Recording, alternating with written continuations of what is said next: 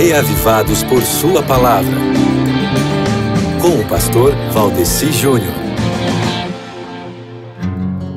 Aparicio Lamonier Vilela foi condenado e preso em 1927, acusado de ter matado seu próprio tio. Ele protestava, dizendo que era inocente, mas não era isto o que a justiça apontava. 4 anos depois, os bens da família de Aparicio foram leiloados pela justiça para indenizar a família do assassinado. Como o acusado continuava alegando sua inocência e sua família o apoiasse, o sistema judiciário continuou sendo procurado para rever o caso por muitos anos. Mais de 2 décadas se passaram e a promotoria mantinha sua posição. Mas, em 1952, o fazendeiro Saturnino Vilela Filho resolve confessar sua responsabilidade pelo assassinato. A justiça foi obrigada a reconhecer que estava errada. Mas, se era justiça, como poderia ser errada? Um sistema que fez com que um homem inocente perdesse metade de sua vida no isolamento, separação, humilhação e vergonha, poderia ser chamado de justiça? Como reparar um erro tão grande? Sabe, o ser humano, por mais que tente ser justo, é muito falho. Assim como um educador passa muito trabalho com uma criança que é indisciplinada, em Deuteronômio capítulo 21 encontramos Deus num grande empenho para ajudar seus filhos a terem um pouco de disciplina em suas leis. Esse capítulo é muito interessante. Regras são apresentadas para expiação por morte, cujo autor é desconhecido, quando aquele que cometeu o crime fugiu.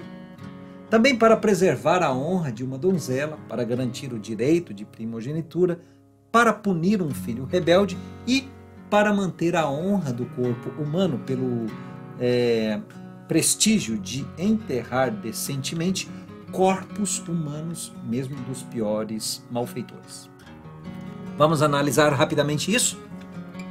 Primeiro, a expiação por um assassinato não resolvido ou expiação por morte cujo autor é desconhecido. Se alguém fosse encontrado morto na terra e não pudesse ser encontrado quem o matou, os anciãos da cidade mais próxima tinham que fazer expiação. Eles trariam um bezerro para um vale acidentado e eles o matariam lá. Mesmo quando a culpa individual não podia ser assegurada, ainda havia a culpa coletiva que exigia expiação. A terra tinha que ser purificada do derramamento de sangue, e esta era a responsabilidade da cidade mais próxima onde ocorreu o fato. Segundo, mulheres prisioneiras de guerra, acerca da mulher prisioneira. Um israelita podia ser autorizado a se casar com uma mulher capturada e que ele achasse bonita ou que ele se simpatizasse por ela, uma mulher que tivesse sido capturada em uma guerra. Mas seria depois de cumprir a purificação e a separação cerimonial. O casamento desta forma contratado era de natureza provisória. No entanto, ele não podia vendê-la por dinheiro ou tratá-la como escrava. Terceiro, acerca do direito do primogênito. Os direitos do primogênito. O filho de uma esposa abominável não poderia ser privado da primogenitura caso ele fosse o primogênito.